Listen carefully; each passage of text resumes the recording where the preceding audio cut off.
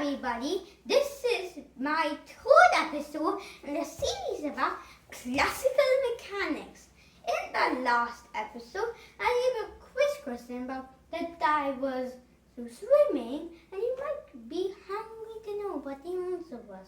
But I did the math and figured out the diver was applying the force of 3 newtons backward, and he was propelled with the force of 3 newtons forward. With the quiz question today, we can go on to actually talking about stuff. So today we're going to discuss about different types of forces. Spoiler alert, we're not going to talk all the forces today. We're going to do some forces today and some maybe another time. And also, we're only going to talk about like 5 forces in both the videos combined. So we're gonna obviously skip a lot of forces. So don't be upset if we skip a force that you know about, because this is a very small list. Alright, let's start. First up, centripetal and centrifugal forces.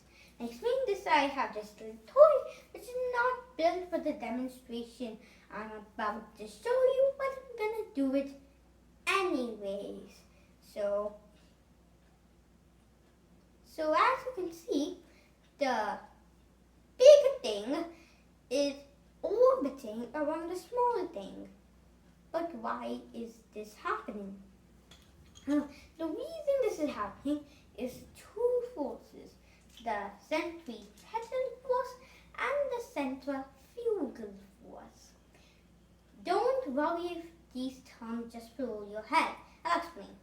The centrifugal force is a force that wants to throw the big thing right towards the camera, like way off to the side. And the centripetal force is a force that wants the big thing to go straight into the small thing. So it's basically like the tension of the string. And when these forces combine, you get circular motion.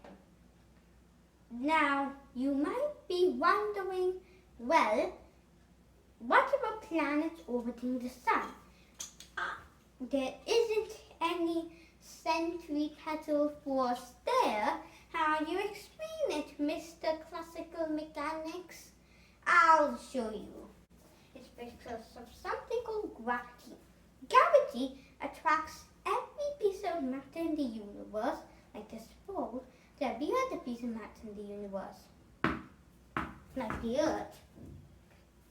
Now, the force of gravity can be measured like so. The force is a tiny number, which we call big G, times the masses of the 2 objects. So G times the mass of the ball times the mass of the Earth, divided by the distance between the ball and the Earth squared. This is a very rough calculation. It's super good for this scale math, but I don't know whether it works for other extreme cases. But it works with the problems you usually going to be dealing with in school. So gravity covered. Next up, friction. Now you probably noticed that if you slide an object, it doesn't get very far before stopping. But that doesn't make any sense. After all, Newton's first law says that if an object's going, it'll keep on going, right? So it should keep on going in a straight line forever, right? Wrong. See, Newton's first law says that it'll keep going if no force acts on it. And in this case, there is a force acting on it, friction.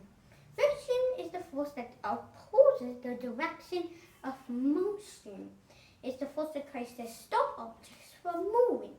It's why if you interweave 2 books and try to pull them apart, good good luck with that. It'll be almost impossible to do it if you interleave it the correct way. Now, to demonstrate some of the key properties of friction, I'm going to have the frictional race between Mr. Coin and Mr. Razor. So, that was pretty dramatic, but the way this works is pretty simple. We got a coin and a razor on this fairly flat board. I'm going to tilt the board, and the object that reaches the end of the board first wins the race of friction. Ready, steady, go! Alright, so that was pretty obvious. Coin wins. But why? They're pretty much the same mass, and they're on pretty much the same surface. So what happened? Okay, the razor is simply more rough than the coin. And rougher objects have more friction. It's why we have two ramps, and one ramp is oiled, and you put a coin on both of the ramps and slide them. The oil ramp will win because the oil makes the ramp much more smooth. Alright, so we've covered gravity, we've covered the center patterns and the buccal forces, we've covered friction. What could be left? Buoyancy, of course. Now, to demonstrate buoyancy, I'm gonna use this little tub I have here. Now, if I drop a marble in the tub, what's gonna happen? Is it gonna sink or gonna float? Alright, pause the video and guess what's gonna happen before I drop the marble in the water.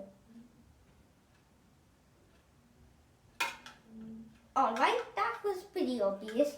The marble sinks. But we look at this cap.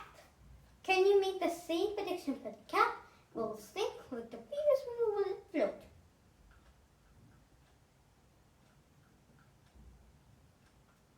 That's pretty obvious as well. It floats. Really well floats. Alright, but why does the cap float and the marble sink? I'll show you. So it's basically because simply density. Density is basically the weight of an object divided by its volume. It's how heavy objects are for their size. Now, the basic rule of thumb called Archimedes' principle that states that objects with higher density than the water, or anything else for that matter, will sink. And the opposite will be true for objects with lighter density than water, they will float.